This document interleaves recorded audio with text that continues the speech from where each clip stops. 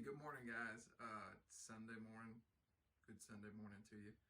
Um, so yesterday was my wife's and Ma's 16th anniversary, and what an amazing feat that was. Uh, it's taken a lot to get through 16 years, that's for sure. Uh, took a lot of work, but it definitely took the power of Jesus working in us to make it happen. And he sent people to work on us and polish us when it needed to be done to get us to the point we're at now, which is a much better relationship, a much more loving, caring, and prosperous relationship for the kingdom. So yesterday we went and picked up our new RV. I'll put a picture right up here of it. Uh, that's our new RV. It's gorgeous. Our last one had gotten totaled out. That was part of God's plan. We thank Him for it, believe it or not. But so the last one got totaled out, and we've got this new one, and it's gorgeous looking. It's a beautiful looking RV. And so we went to buy it, and we looked at it, and I thought, man, this is the one. This is definitely it. And turns out, just when I was getting ready to buy it, we found a water leak in it. So there was some damage in it, and so I know the fellow that was selling it, and he was honest. He said, "Hey, you need to come over. There's appears to be some water getting in here. Take a look at it."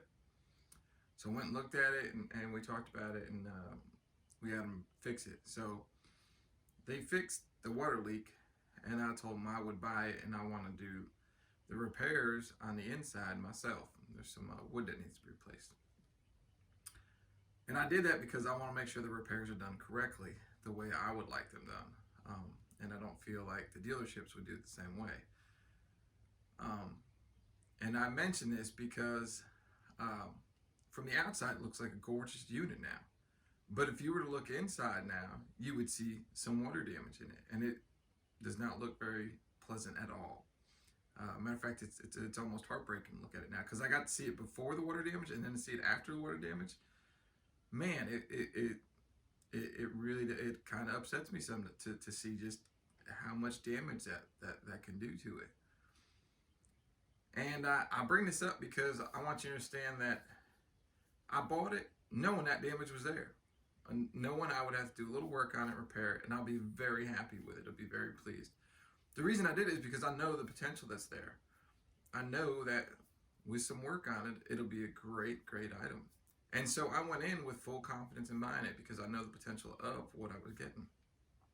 So I bring this up because that's how Jesus views us. Look, when He paid for your sin and paid for you to be His brother, when He adopted you into His kingdom, He did it knowing full well what your faults were, what your issues were, what repairs you were going to need going forward.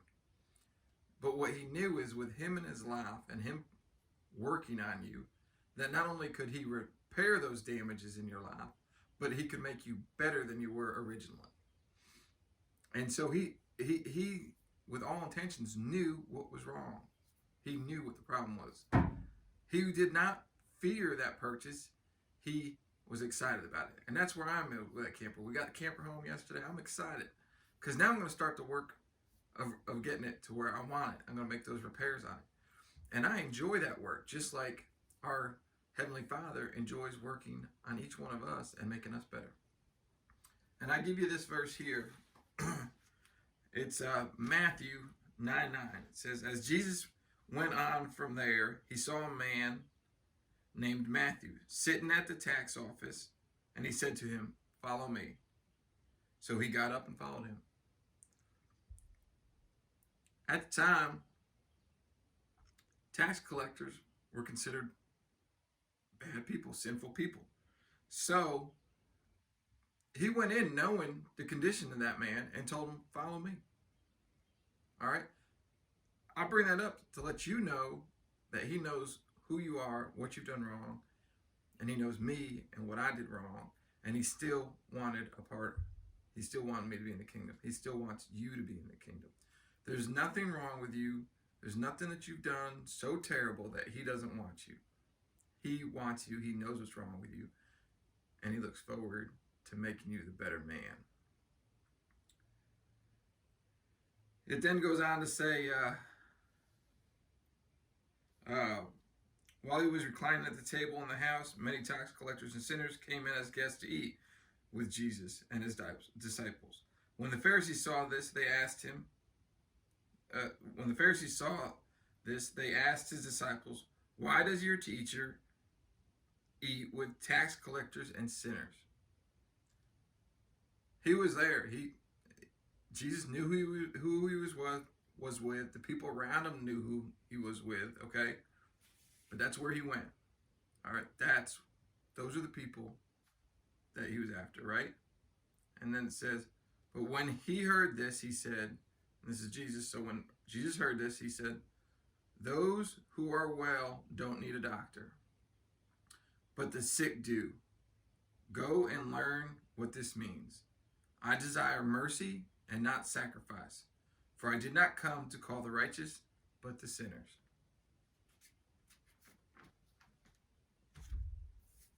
Jesus' whole purpose was to come and find those that weren't right, that weren't correct, that had issues, that had problems, that were lost.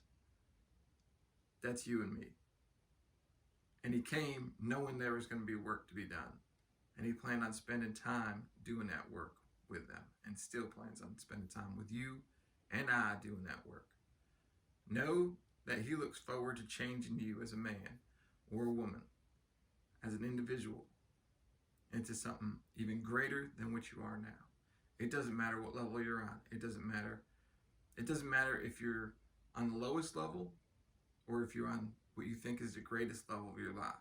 Okay? It doesn't matter if you're a sinner or if you're a saint. He still plans on making you better than who you are. Understand that. It doesn't matter if you're a sinner or a saint, good or bad. He plans to make you better than what you are now. He enjoys working on you and building you into something greater.